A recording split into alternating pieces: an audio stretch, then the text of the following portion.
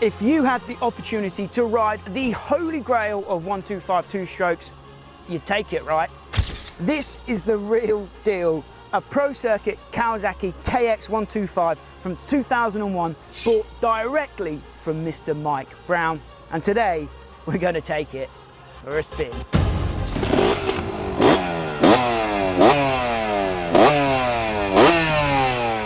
This is a very special bike with an absolutely insane story. In this video, I'll tell you all about its championship chasing history. We'll take a close look at the machine and its special parts to find out why some testers called it the best KX125 they've ever ridden. And to finish it all off, I will get the chance to take this work of art for a ride, and we'll find out if those testers were being honest or not. All I know for the moment though is that I am not worthy. Right now I'm feeling very lucky indeed. But let's jump into the story. Let me take you back to the summer of 2001.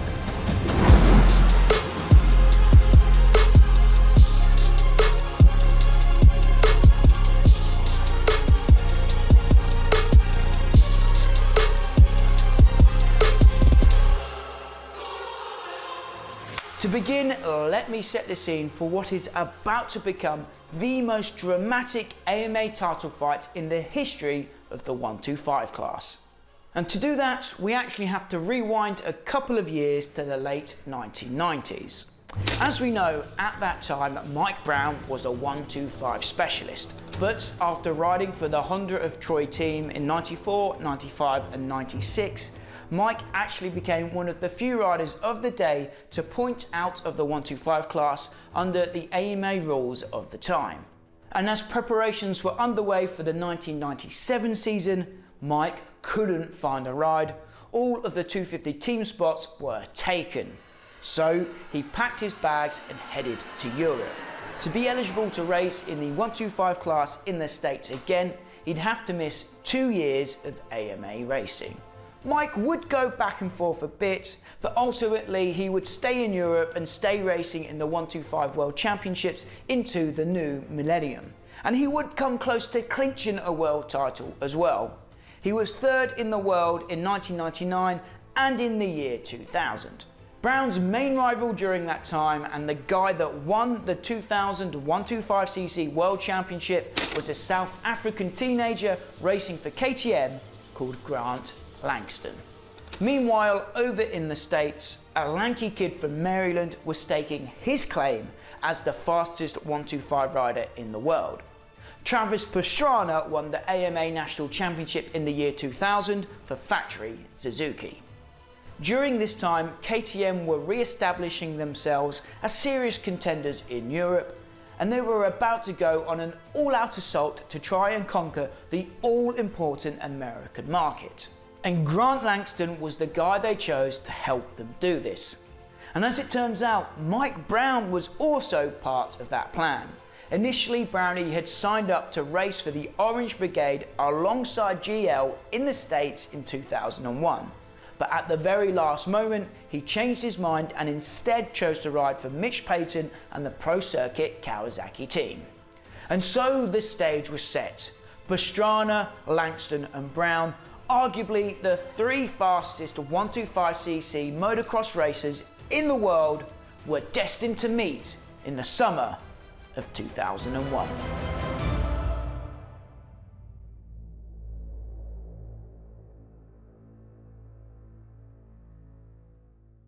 There was a lot riding on this championship campaign for all three riders.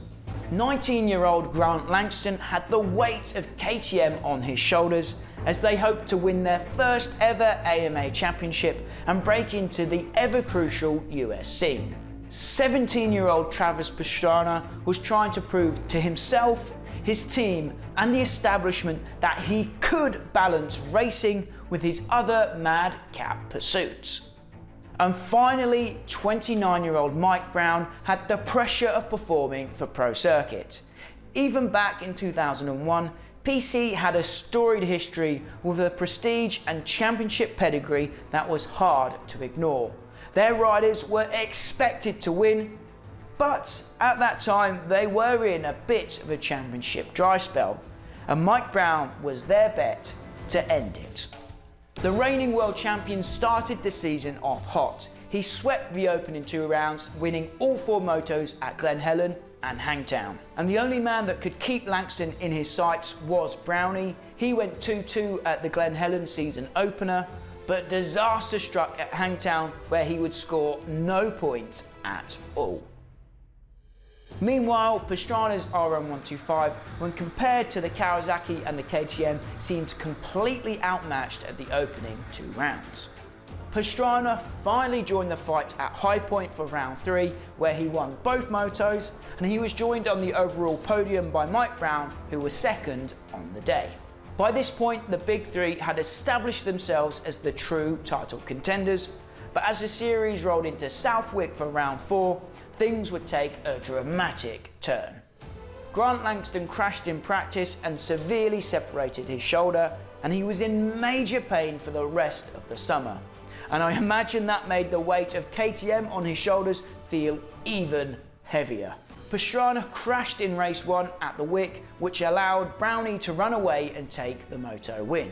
And in Moto 2, it was Mike's turn to crash. Pastrana charged forward in a magnificent ride to take that race win and the overall victory on the day. Mike was second overall with a 1-9 scorecard, and Langston managed to salvage 6th place despite the pain.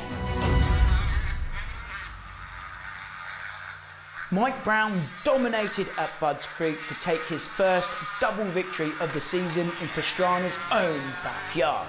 And as America celebrated its birthday during the 4th of July weekend, the moto world was in shock as Moto XXX privateer Larry Ward won the Red Bud National on board his controversial Yamaha YZ250F with a 2-2 scorecard. This was the first win for the bike in the class, and it was the first time ever that a 4-stroke had been able to challenge the factory 125s. And I guess it would mark the beginning of the end for the Tiddlers. Pastrana went 1-4 and Langston went 5-1 to make up the rest of the Red Bud podium. Brownie had a tough day, down in 10th. Now past the halfway point of the season, the reigning AMA 125cc national champion Travis Pastrana looked to take firm command of the championship lead at Unadilla for round 7. He won the first moto over Langston and was again leading the way in the second moto before disaster struck.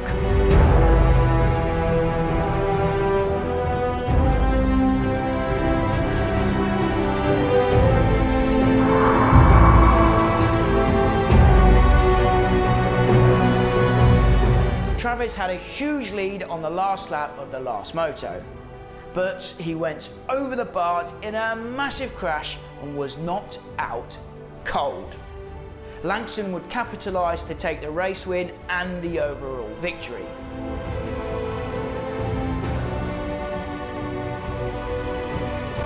And that crash would prove to be the turning point in Pastrana's career.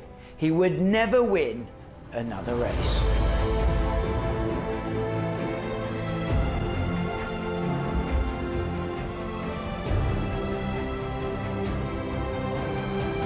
Despite battling concussion symptoms, Pastrana did return to the races the next weekend, but he wasn't himself. The next 3 races were rough for TP, and ultimately he decided to pull himself out of the series after the Spring Creek National. But he did manage to still compete and win at the X Games the week prior, which was something that his team manager, Roger Da Costa, wasn't too happy about. This left it a 2-horse race as the championship came to a close. At Unadilla, Kenworthy, Washougal, Millville and Binghamton, Langston and Brown traded race wins and overalls. At 4 out of 5 of those races, they were first and second overall. This meant that it would come down to the final weekend of the year. The championship would be decided at Steel City Raceway, where none other than Ricky Carmichael was waiting for them. Mike Brown was looking to complete the biggest comeback in 125 class history. He was more than 50 points down at the halfway point. But Langston did arrive in Pennsylvania for the final round with a small 6-point advantage over Brownie. But it appears as though Mike called in some heavy hitting backup to help him out that weekend. Ricky Carmichael had just wrapped up his second 250cc motocross championship the week previously at Binghamton, so for the final round he decided to drop down into the 125 class. The official line was that RC was chasing the all-time 125 class overall win record that he currently held jointly with Mark Barnett. But as we know, Carmichael was a Kawasaki man at this time, and Pro Circuit Kawasaki's Mike Brown had been living and training at RC's house all summer long, so naturally there was some speculation that Carmichael had dropped down to help out a friend. Either way, he found himself mixed up in one of the most dramatic title fights in 125 history. When Langston confronted Carmichael about his decision, RC famously said to GL, "Don't worry about it, I won't even touch you as I come past you." Now that's fighting talk. Carmichael fluffed the start in race 1 and was near dead last. He battled furiously through the pack but could only get back to 3rd place. That left Langston and Brown alone to battle it out at the front, and ultimately Mike would cross the line to take the win in race 1, and he actually flipped off Langston at the checkers. This thing was heating up as it came down to the wire.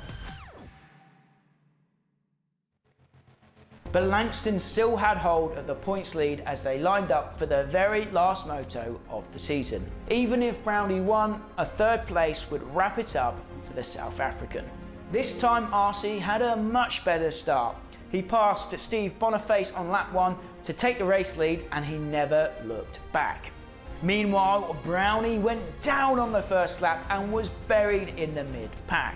And after some early race battles, Langston moved into 2nd position and was cruising around by himself. Brownie was riding like a man possessed, and he was battling his way through the pack. Soon enough, he was closing in on the rear wheel of Langston.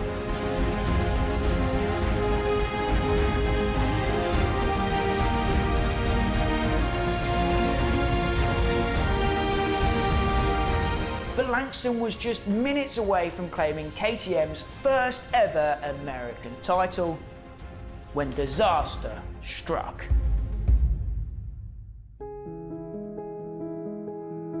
With just a handful of laps left to go, Brown had caught the rear wheel of Langston and they were battling over 2nd position. And then ping, ping, ping. Something was dreadfully wrong with Langston's rear wheel.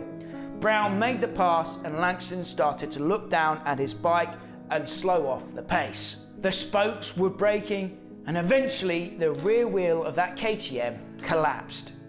Grant's championship was over. Brownie had made his way up to 2nd by this point and the title was his. His championship rival was out of the game. So on the last lap, Brownie actually decided to pull over and wave Brandon Jessman through, which would give his friend Ricky Carmichael the overall win on the day and the all-time 125 class win record. At the finish line, Mike Brown cried with joy and Grant Langston cried in anguish.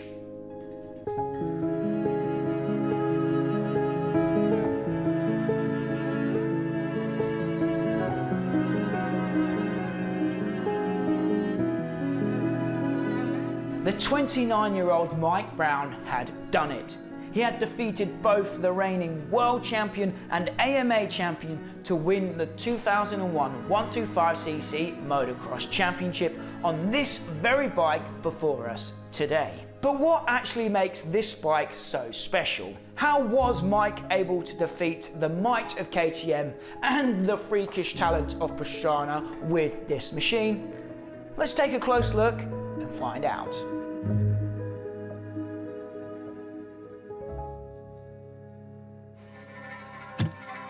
So here we have a championship winning Pro Circuit KX 125.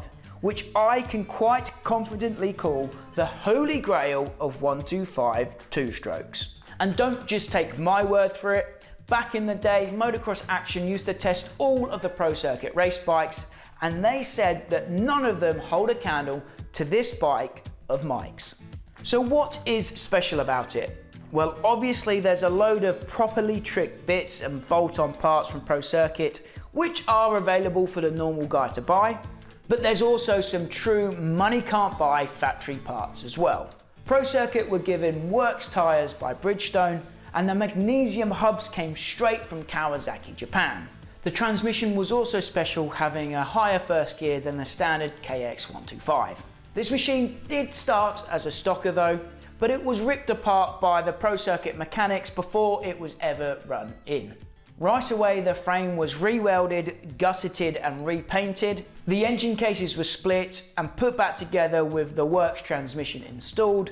The cylinder and head were ported and polished with Mitch Payton's latest specs, and the carb was bored out and re-jetted.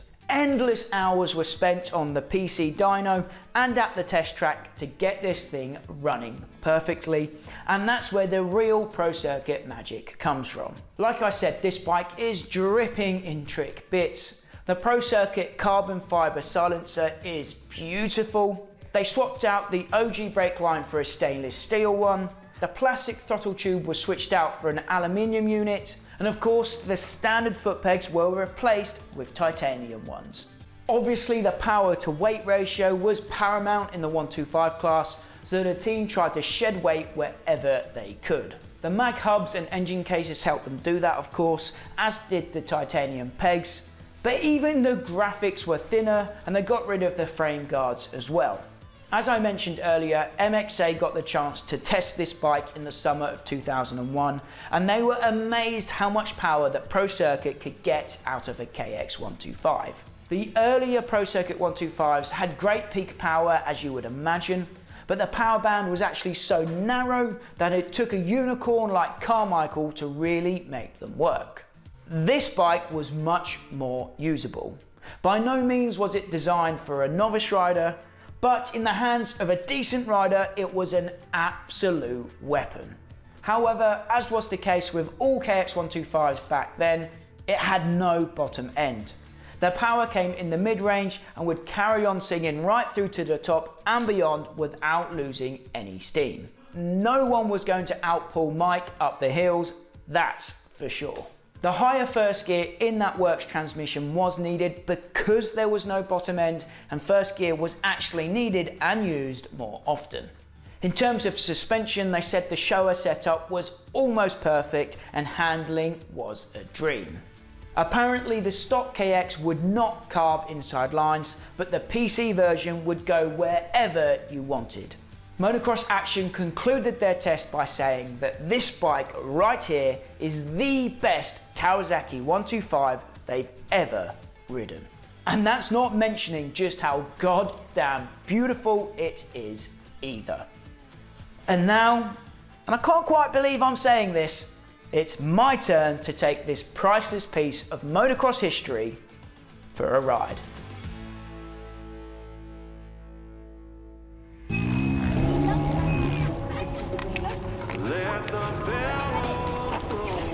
Great, John. Awesome.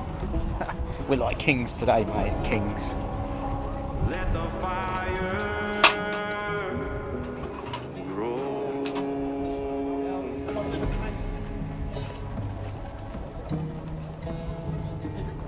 How many thousands of motocross riders, dirt bike riders, have dreamed of doing this over the years?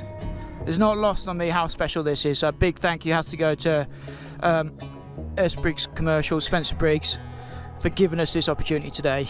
What an honour. Let's do it.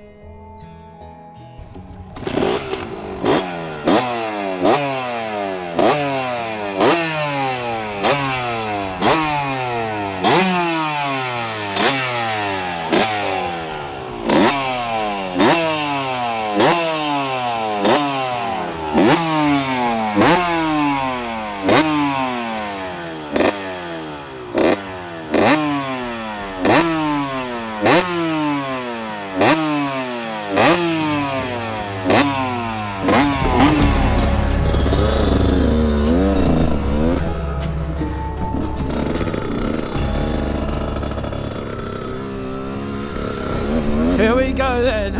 Pro Circuit Kawi. Oh my god.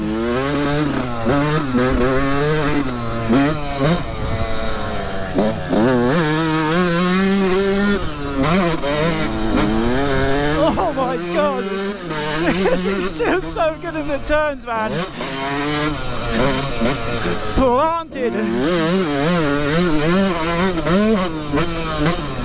And it feels very strong for a little 125, almost 25-year-old 125, no less.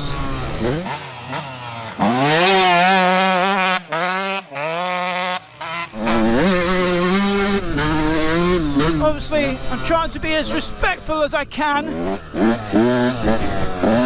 whilst also trying to ride it well and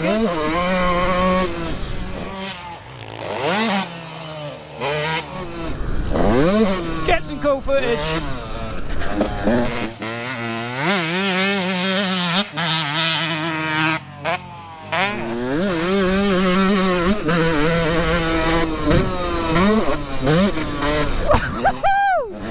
So this bike was ridden to championship glory in 2001 by none other than the legendary Mike Brown, the 2001 125 AMA National Champion. And as you might have seen recently, Mike had a bit of a crash and he's not in the best of shape at the moment.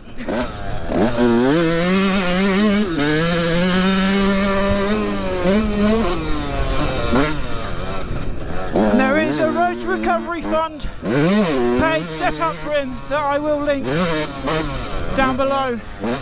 So if you can and you're able to check that out, help Mike get back on his feet. Yeah, Jim!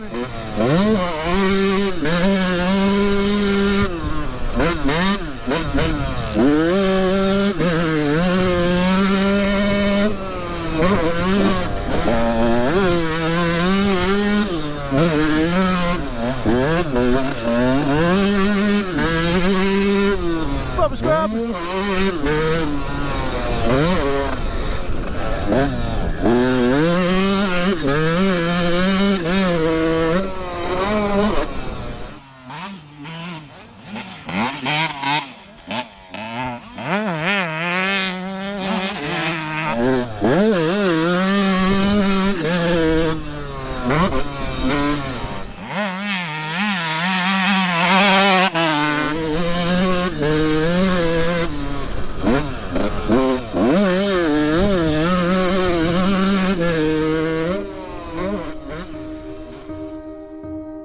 I am fully aware that I am not worthy of this honour. This bike was designed and built for the fastest 125 riders in the world to do battle on. And that is not me. I could tell that she wanted to be ridden properly, and I could tell that there wasn't much oomph in the bottom end. I knew I needed to ride it harder to get into the meat of that power. But it is a 25-year-old museum piece, so I wanted to be majorly respectful. I didn't spend too long on the bike, but I was completely happy with my time on board this championship winning steed. It was an honour for me to spin a few laps, and it's been an absolute pleasure for me to retell that amazing story of the 2001 season. I've had the pleasure of meeting Mike a few times, and he's always been an absolute gent whenever we've asked for an interview. So my best wishes go out to Mike, and I hope he recovers strong.